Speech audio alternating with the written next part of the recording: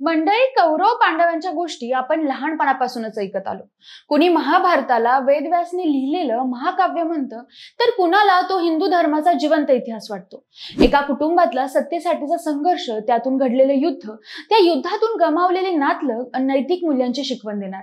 पण काहीही असलं तरी त्यातलं प्रत्येक पात्र आजही अजरामर आहे. भीष्माचा त्याग, शकुनीची कपटनीती, दुर्योधनाचा अहंकार, कर्णाचं दान, द्रौपदीचं स्वाभिमान आणि श्रीकृष्णाचं अफाट ज्ञान. पण ह्यासोबत अनेक रहस्यही महाभारतात दडलेली आहे.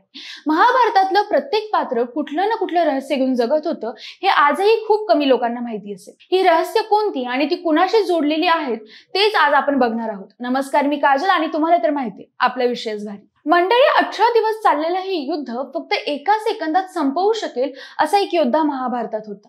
त्याचं नाव होतं बर्बरिक. हा बर्बरिक भीमाचा पुत्र, घटोत्कच आणि अहिलावतीचा मुलगा.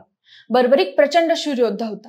त्याला सगळी युद्ध कौशल्य त्याच्या आईने शिकवली होती. शिवाय हेही सांगितलं होतं की युद्धात नेहमी कमकुवत बाजूलाच पाठिंबा द्यावा. म्हणून बर्बरिक नेहमी युद्ध हरणाऱ्या बाजूने लढायचा.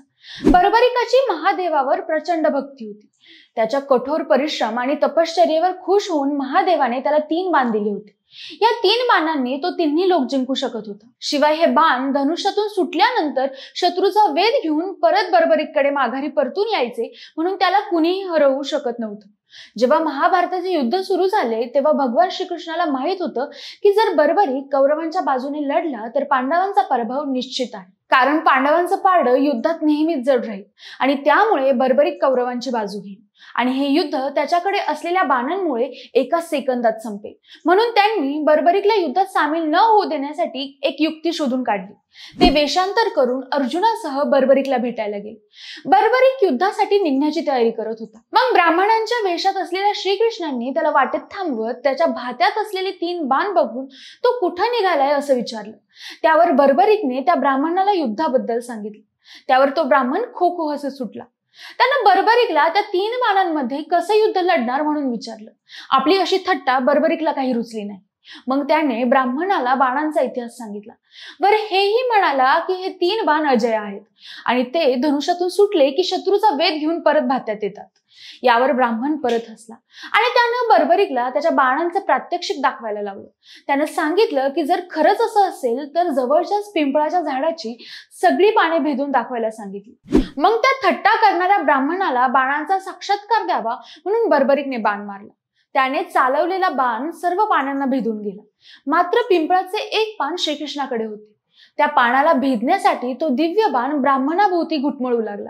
याच वेळी हे पान भेदायचे असल्यास आपले शिर त्यागावे लागेल अशी अट त्या ब्राह्मणाने बर्बरिक समोर ठेवली. मग त्याला कळून चुकलं की हा कुणी साधा सुद्धा ब्राह्मण नाही, तर साक्षात भगवान श्रीकृष्ण आहेत. मग बर्बरिकने ही अट मान्य करत त्या ब्राह्मणासमोर हात जोडले आणि शिर धडा वेगळं करण्याआधी श्रीकृष्णांना एकदा त्यांचं विराट रूप दाखवायची विनंती केली. मग श्रीकृष्णाने बर्बरिकची विनंती स्वीकारली आणि त्याला अजून दुसरी कोणतीही इच्छा मागण्यास सांगितले. बर्बरिकने श्रीकृष्णाकडे एक वर मागितला. तो म्हणाला की त्याला महाभारताचं युद्ध पाहायचंय. मग श्रीकृष्णाने बर्बरिकचे डोके एका उंच टेकडीवर ठेवले, जिथून युद्धाचे संपूर्ण दृश्य दिसत होते. अशा प्रकारे बर्बरिकची ही इच्छा देखील पूर्ण झाली होती. त्याच वेळी श्रीकृष्णाने बर्बरिकला आशीर्वाद दिला की कलियुगात त्याच्या अवताराची पूजा श्याम या नावाने केली जाईल. असं म्हटलं जातं की बर्बरिक राजस्थानातील सीकर येथे खाटू श्यामजीच्या रूपात प्रकट झाले. ह्यानंतरची दुसरी रहस्यमयी गोष्ट होती उडुपीच्या राजाची. महाभारतातील कथेनुसार कौरव आणि पांडवांच्या बाजूने वेगवेगळ्या देशांचे योद्धे लढत होते, ज्यांची अंदाजे संख्या 45 लाखांहून अधिक होती. अशा परिस्थितीत इतक्या मोठ्या संख्येने योद्ध्यांसाठी जेवणाची व्यवस्था करणे अशक्य वाटत होते.